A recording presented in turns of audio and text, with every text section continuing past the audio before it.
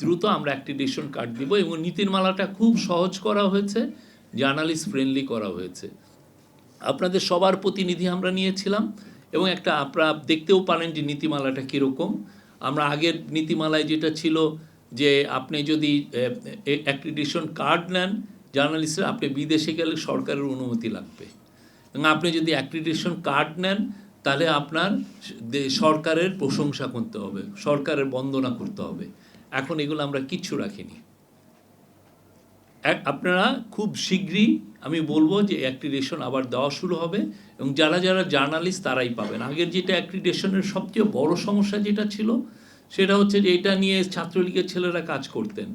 MP, অনেকগুলো এমপির একটা জার্নালিস্টের কার্ড ছিল, যাতে অনেকের এই আওয়ামী লীগের লিডার, ডিস্ট্রিক্ট লেভেলের লিডার জার্নালিস্টের কার্ড নিতেন, কেননা সেক্ষেত্রে ওই কার্ড নিয়ে সচিবালয়ে ঢোকাটা তাদের জন্য ইজি।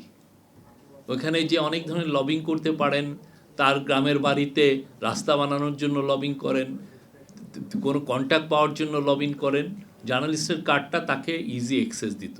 আমরা সেই জায়গাটাতে সরে এসে আমরা চেষ্টা করছি যে যাতে যারা জার্নালিস্ট, যারা ওয়ার্কিং জার্নালিস্ট এবং যাদের সত্যিকার অর্থে সচিবালয়ে যেতে হয় তারাই যেন কার্ডগুলো পান।